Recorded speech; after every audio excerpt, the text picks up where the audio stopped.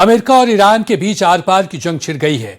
America ने Iran के भीतर 300 से ज्यादा ठिकाने को तहस नहस कर दिया है, तो जवाब में ईरान ने भी अमेरिकी नौसेना और सैन्य ठिकानों पर सुसाइड ड्रोन और क्रूज मिसाइलों की बौछार कर दी है। यमन से लेकर कुवैत, बहरीन और सऊदी अरब तक बारूद बरस रहा है।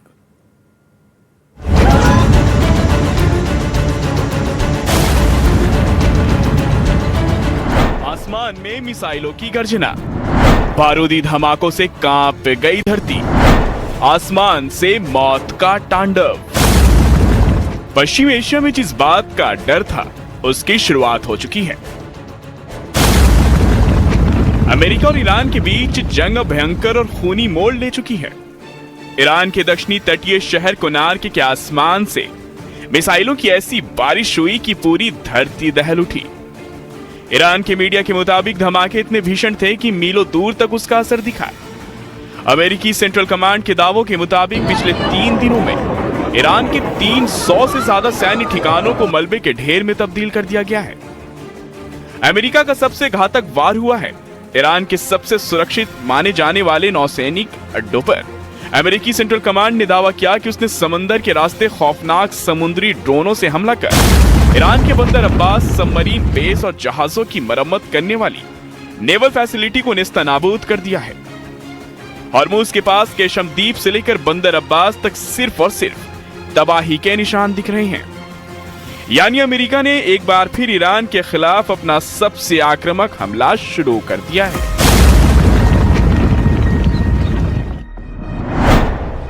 ट्रंप की ईरान को धमकी, फिर मारेंगे तबाही लाएंगे। इस विनाशकारी युद्ध के बीच अमेरिकी राष्ट्रपति डोनाल्ड ट्रंप ने ईरान पर दोबारा हमले की धमकी दी है। ट्रंप ने साफ कहा कि ईरान के साथ शांति समझौते की कोशिशें सिर्फ एक टेस्ट थी, जिसमें ईरान फेल हो गया है। We're hitting them very heavy tonight, as you know. We're hitting them. We have tremendous amounts of ammunition. We have numbers that we haven't had in years, and we're hitting them very hard. And it'll continue, and we'll see what happens. But we're knocking out all of their offensive capability. Iran का भयंकर पलटवार, Kuwait और Bahrain में अमेरिकी base पर attack. पश्चिम Asia में सिर्फ अमेरिकी मिसाइलें नहीं गरज रही हैं, बल्कि ईरान भी भयानक पलटवार कर रहा है। आईआरजीसी ने दावा किया है कि उसने कुवैत में अमेरिकी सैन्य ठिकाने यानी कि फ्यूल डिपो, अमेरिका के अत्याधुनिक पैट्रियट एयर डिफेंस सिस्टम और कंट्रोल टावरों को सुसाइड ड्रोन से निशाना बनाया है। दावे के मुताबिक इन हमलों में कुवैत की उत्तरी सीमा पर 3 बॉर्डर पोस्ट तबाह हो गए। यही नहीं, ईरानी नौसेना ने दावा किया कि अमेरिकी जहाज पर भी क्रूज मिसाइलों से अटैक किया गया। सिर्फ कुवैत ही नहीं, बल्कि बहरीन में भी ईरान ने अमेरिकी ठिकानों को टारगेट किया है। आईआरजीसी का दावा है कि उसने बहरीन के अल जुफैर बेस पर हथियार रखने के कई गोदामों, सैटेलाइट कम्युनिकेशन सेंटर और अमेरिकी सेना वाली एक इमारत को निशाना बनाया है। ईरान ने धमकी दी है कि अमेरिका के खिलाफ ऑपरेशन नसर 2 जारी रहेगा।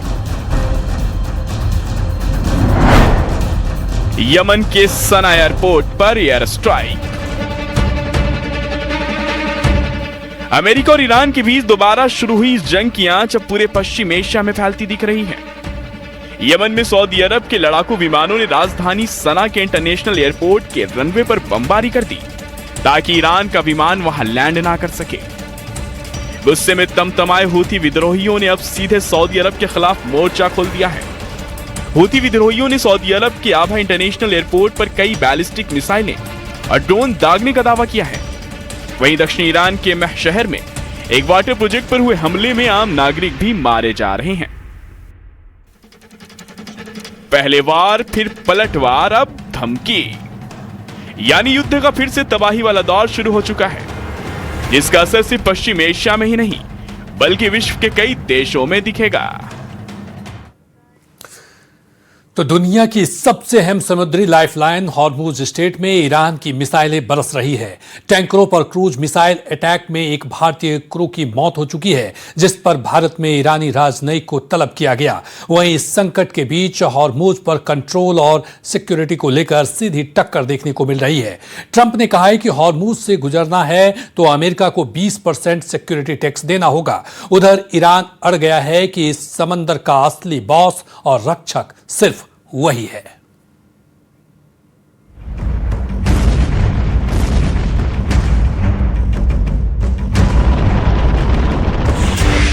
हॉर्मुज स्ट्रेट पर कंट्रोल को लेकर जंग भयंकर।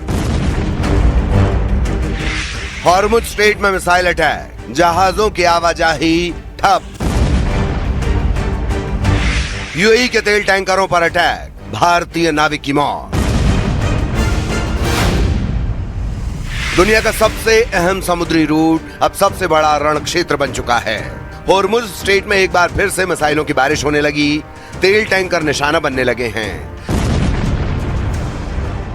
यूएई के 2 तेल टैंकरों मोम्बासा और अल बाहिया पर ईरान ने 2 क्रूज मिसाइलों से विनाशकारी हमला किया। न्यूज एजेंसी रॉयटर्स की रिपोर्ट के मुताबिक ईरानी क्रूज मिसाइल हमले में एक भारतीय नाविक की मौत हो गई, जबकि 8 लोग घायल हो गए। भारत ने इस बर्बर हमले की कड़ी शब्दों में निंदा की है और नागरिक जहाजों को निशाना बनाना तुरंत बंद करने की मांग की गई है। हॉर्मुज पर कंट्रोल को लेकर अमेरिका और ईरान के बीच वार पलटवार जारी है। इस बीच अमेरिकी राष्ट्रपति डोनाल्ड ट्रंप ने ऐसा ऐलान किया जिससे खलबली मच गई। ट्रंप ने ऐलान कर कहा कि अब America guardian of the Hormuz strait बनेगा और हॉर्मुज से गुजरने वाले हर कार्गो जहाजों पर 20% टैक्स लगाने का दावा किया। ट्रंप का साफ कहना है कि ईरान के जहाजों और उसके खरीदारों को इस रास्ते से गुजरने की इजाजत बिल्कुल नहीं दी जाएगी।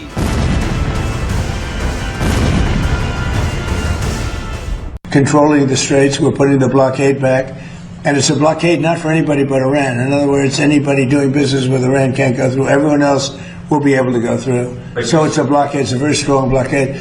The blockade was probably more effective even than hitting them. But I think the combination is the thing that really does it. Trump के इन दावों पर ईरान ने आक्रामक पलटवार किया। ईरान के विदेश मंत्री अब्बास अरागची ने कहा कि हॉर्मुज का असली रक्षक ईरान है। ईरान ने साफ कर दिया कि वो भी टैक्स वसूल सकता है, लेकिन ट्रंप का 20% का आंकड़ा बहुत ज्यादा है। वहीं ईरानी सेना के खातम अल अनबिया मुख्यालय ने 2 टूक चेतावनी दी है कि वे अमेरिका को हॉर्मुज में पैर नहीं पसारने देंगे। و شرارت‌های مکرر آمریکا برای دخالت در مدیریت تنگه هرمز، امنیت منطقه، تجارت بین‌المللی و عبور و مرور کشتی‌های نفتکش و تجاری را به طور جدی به مخاطره انداخته و متاسفانه همکاری برخی کشورهای منطقه نیز موجب شده خطر گسترش جنگ در سراسر منطقه افزایش یابد. पश्चिम एशिया में आसमान से लेकर समंदर तक बारूद सुलग रहा है। ईरान की IRGC ने दावा किया कि उसने हॉर्मुज के ऊपर मंडरा रहे अमेरिकी सेना के अत्याधुनिक MQ-1 ड्रोन को मार गिराया है। यानी ना तो अमेरिका ना ही ईरान दोनों हॉर्मुज के मोर्चे पर पीछे हटने को तैयार नहीं हैं और इस तनातनी का अंजाम पूरी दुनिया भुगतने लगी है। शिप ट्रैकिंग फर्म केपलर के मुताबिक पिछले 24 घंटे में हॉर्मुज से गुजरने वाले तेल और गैस टैंकरों की संख्या पिछले 2 महीनों में सबसे निचले स्तर पर पहुंच गई है, जिसका नतीजा ये हुआ कि अंतर्राष्ट्रीय बाजार में ब्रेंट क्रूड ऑयल की कीमतें अचानक 10% से ज्यादा उछलकर $84 प्रति बैरल के पार पहुंच गई हैं। अगर यही हाल रहा तो पेट्रोल, डीजल, गैस और महंगाई सब पर इसका असर दिखेगा।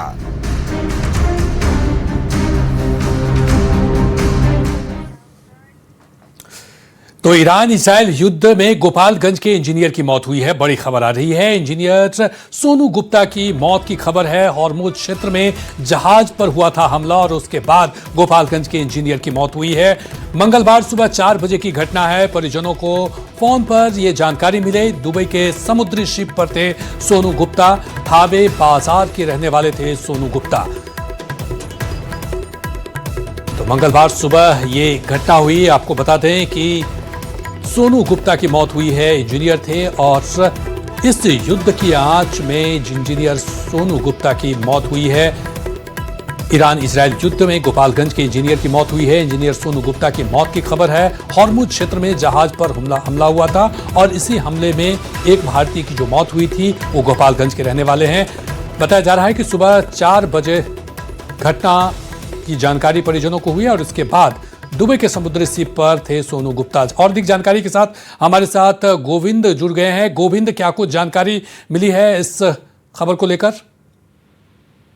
देखिए, आज सुबह सुबह गोपालगंज के थावे के रहने वाले संजय गुप्ता के पास दुबई से फोन आया था कि सीप पर हमला हो गया है और इस हमले में उनके बेटे संजय गुप्ता के जो बेटे हैं सोनू गुप्ता, उनकी मौत हो गई है। ये जो घटना है वो हॉर्मुज एस्टेट में हुई है और बताया ये जा रहा है कि सऊदी अरब की एक सीप कंपनी पर सोनू गुप्ता जो है वो इंजीनियर के पद पर तैनात थे और 20 दिन पहले ही छुट्टी बिताकर अपने घर से ड्यूटी पर लौटे थे और इसी दौरान आज सुबह में मिसाइल हमला हुआ और इस हमले में उनकी मौत हो गई है। इस घटना के बाद से परिवार वालों में कोहराम मचा है और पीड़ित परिजनों ने भारतीय दूतावास और सऊदी अरब की जो शिप कंपनी है वहां पर फोन से बात की है और पूरी घटना की जानकारी ली है। साथ ही परिजनों ने भारत सरकार से जो डेड बॉडी है उसे सकुशल मंगाने की मांग कर रहे हैं। लेकिन जो पीड़ित परिवार है उनका यह कहना है कि ये सोनू गुप्ता है, वो शिप पर तैनात थे और 20 दिन पहले ही छुट्टी बिताकर यहाँ से ड्यूटी पर लौटे हुए थे और बताया ये जा रहा है कि सऊदी अरब से हॉर्मुज एस्टेट में जो शिप है वो गई थी और वहां पर मिसाइल हमला हुआ और उस मिसाइल हमले में पहले सोनू गुप्ता घायल हुए। घायल होने की सुबह 4 बजे इन्हें घटना की जानकारी मिली। इसके कुछ ही घंटे बाद मौत हो जाने की खबर आई, जिसके बाद से पीड़ित परिवार में कोहराम मचा है और सभी लोग इस वक्त घटना से दुखद है। जी, सोनू गुप्ता कहाँ तैनात थे, ये जानकारी ज्यादा जरूरी है कि सोनू गुप्ता क्या दुबई में थे या फिर हॉर्मुज के उस शिप में थे जहां पर वो हमला हुआ, कि वो दुबई से ही गए थे, कहाँ पे थे वो? ये बताया ये जा रहा है कि दुबई में किसी शिप कंपनी में इनकी तैनाती थी और शिप कंपनी जो है वो सऊदी अरब के निकट हॉर्मुज का जो स्टेट है, समुद्री जो क्षेत्र है, वहां से शिप जो है क्रॉस कर रहा था और इसी क्रॉस के दौरान मिसाइल हमला हुआ और इस हमले में वे पहले घायल हुए, उसके बाद उनकी मौत हो गई।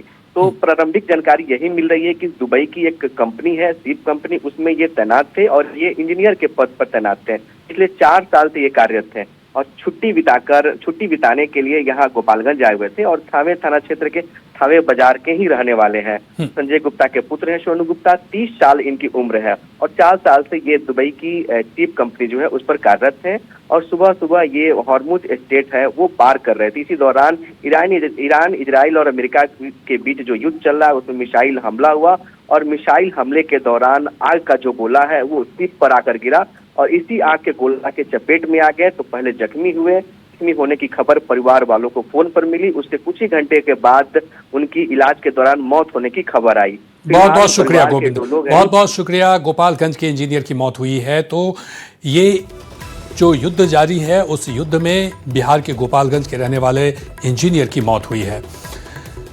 इधर रूस की भी ईरान युद्ध में जबरदस्त एंट्री हो चुकी है। ईरानी मीडिया के दावों के मुताबिक रूस ने ईरान को उड़ता हुआ कमांडर सेंटर भेज दिया है ताकि ईरानी सेना अमेरिका से जमकर मुकाबला कर सके। दावा तो यहां तक किया जा रहा है कि ईरान अगले 24 घंटे में अमेरिका और इजराइल के खिलाफ कुछ बड़ा करने वाला है।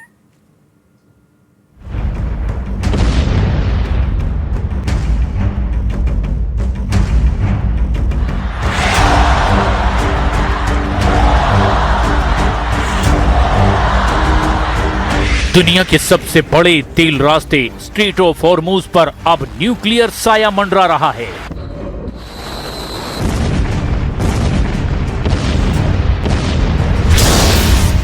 ईरान इसे अपना न्यूक्लियर हथियार बता रहा है और अमेरिका दावा कर रहा है कि इस पर कंट्रोल हमारा है। इस बीच रूस का सबसे सीक्रेट प्रलय विमान तेहरान पहुंच चुका है। क्या पुतिन अब ईरान के सीक्रेट ऑपरेशन के रहस्यमयी कमांडर बन चुके हैं? ईरान के इस्लामिक आर्मी ने इस वीडियो को जारी करके अमेरिका के साथ सबसे बड़े युद्ध का ऐलान कर दिया है। IRGC सैनिक ने लॉन्च पैड से दुश्मनों की तरफ बढ़ते मिसाइल को सलामी दी। ये वीडियो ईरान ने तब जारी किया जब उसने अमेरिकी हमलों के जवाब में खाड़ी देशों में अमेरिकी ठिकानों पर हमले कर दिए। हॉर्मुज को फिर से बंद करने का भी ऐलान कर दिया। क्या ईरान ने हॉर्मुज को दुनिया का सबसे खतरनाक आर्थिक हथियार बना दिया है? क्या रूस का सबसे सीक्रेट विमान तेहरान के लिए सिर्फ हथियार नहीं बल्कि जंग का नया ब्लूप्रिंट लेकर आया है? इसकी पूरी कहानी भी हम आपको बताएंगे, लेकिन इस बीच एक ऐसी रिपोर्ट सामने आई जो डॉलर में आग लगा देगी। क्या रूस, ईरान और उत्तर कोरिया ने अमेरिका की अर्थव्यवस्था को तबाह करने का एक सीक्रेट प्लान तैयार कर लिया है? क्रिप्टो लेन देन पर नजर रखने वाली संस्था चेनालिसिस ने खुलासा किया है कि इन 3 देशों ने पिछले साल 10 लाख करोड़ का कारोबार क्रिप्टो करेंसी में किया, मतलब डॉलर के खिलाफ एक पैरेलल इकोनॉमी। 7 दिनों की नई जंग और खाड़ी में बढ़ते तनाव के बीच रूस का सबसे सुरक्षित एयरबोर्न कमांड विमान Tu-214PU तेहरान पहुंच चुका है। दुनिया भर में उड़ रहे विमानों की रियल टाइम लोकेशन दिखाने वाली वेबसाइट फ्लाइट रडार 24 ने यह दावा किया है कि मॉस्को का यह विमान कैस्पियन सागर से गुजरते हुए करीब 2500 किलोमीटर का सफर तय करके तेहरान पहुंचा है। तेहरान तक पहुंचने के लिए Tu-214PU नेटो के कंट्रोल वाले इलाकों के बगल से गुजरा। कई रिपोर्ट में दावा किया गया कि इस विमान के साथ रूस का मिलिट्री एयरक्राफ्ट भी तेहरान पहुंचा है। रूस का ये विमान ऐसे वक्त में तेहरान पहुंचा है जब अमेरिका ईरान के खिलाफ निर्णायक युद्ध में उलझा हुआ है। ईरान अमेरिकी हमलों के जवाब में अमेरिकी ठिकानों पर तबाही मचा रहा है। एक्सपर्ट्स का मानना है कि इस विमान का तेहरान पहुंचना बड़ी स्ट्रेटेजी का हिस्सा हो सकता है। रूस पहले ही संकेत दे चुका है कि वो ईरान के टॉप कमांड के संपर्क में है। नेटो इसे डूम्सडे प्लेन यानी कि प्रलय के दिन इस्तेमाल होने वाला विमान कहता है। ये यूनिट रूस के राष्ट्रपति, टॉप पॉलिटिकल और मिलिट्री लीडरशिप की उड़ानों का जिम्मा संभालता है। 2 इंजन वाले इस विमान की रफ्तार 850 किलोमीटर प्रति घंटा है, जबकि इसके ऑपरेशन की रेंज 6500 किलोमीटर है और फेरी रेंज 10,500 किलोमीटर तक है। ईरान और अमेरिका के बीच जंग हर दिन और ज्यादा भड़कती जा रही है। रविवार को अमेरिका ने ईरान के 140 ठिकानों पर मिसाइल और ड्रोन से हमले किए। इसके जवाब में ईरान ने सोमवार को कुवैत और बहरीन में अमेरिकी सैन्य ठिकानों पर जबरदस्त हमले का दावा किया। इस बीच रूस के सीक्रेट प्लेन का तेहरान पहुंचना किसी बड़ी रणनीति का हिस्सा हो सकता है।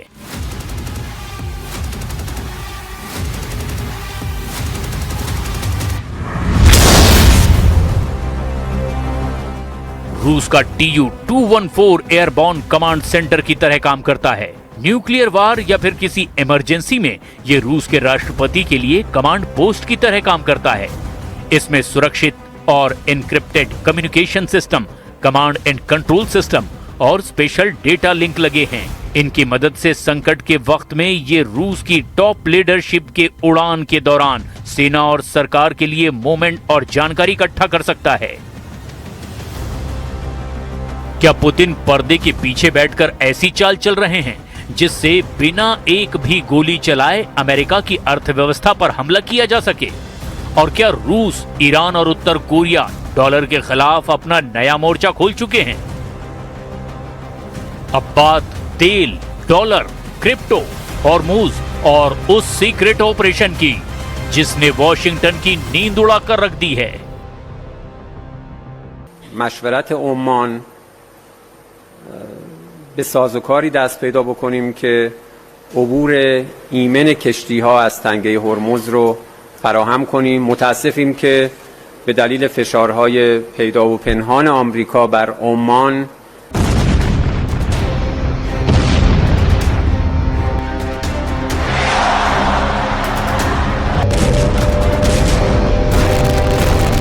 लेकिन इस पूरी जंग का सबसे बड़ा रण क्षेत्र तेहरान, तेल अवीव या वॉशिंगटन नहीं है, बल्कि दुनिया का सबसे संकरा और सबसे कीमती समुद्री रास्ता स्ट्रेट ऑफ हॉर्मुज है।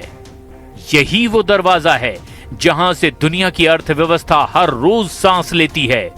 और अगर यही दरवाजा बंद हुआ तो सबसे पहले झटका मिसाइलों को नहीं बल्कि पूरी दुनिया की जेब को लगेगा। हॉर्मुज में सिर्फ जहाज नहीं चलते, यहां हर घंटे अरबों डॉलर की अर्थव्यवस्था गुजरती है। इसीलिए ईरान बार बार कहता है अगर उस पर हमला हुआ तो सबसे पहले स्ट्रेट ऑफ हॉर्मुज की कीमत पूरी दुनिया चुकाएगी। लेकिन सवाल यह है, क्या ईरान सचमुच हॉर्मुज को बंद कर सकता है या फिर अमेरिका का 5वां बेड़ा ऐसा होने ही नहीं देगा? दोनों देशों के बीच समझौता खत्म होने के बाद 6 बार एक दूसरे पर हमले हो चुके हैं। ज्यादातर हमले फारस की खाड़ी और स्ट्रेट ऑफ हॉर्मुज के आसपास हुए हैं। अमेरिका ईरान पर हमले इसीलिए कर रहा है क्योंकि वो हॉर्मुज में IRGC की ताकत को कमजोर करना चाहता है, जबकि ईरान का दावा है कि MOU के आर्टिकल 5 के मुताबिक हॉर्मुज पर कंट्रोल उसका है। लेकिन दोनों तरफ से ताबड़तोड़ मिलिट्री एक्शन के बाद समझौता कमजोर होता चला गया। डील में दोनों ने एक दूसरे पर हमले रोकने की बात कही थी, लेकिन हॉर्मुज को लेकर दोनों एक दूसरे से फिर उलझ गए।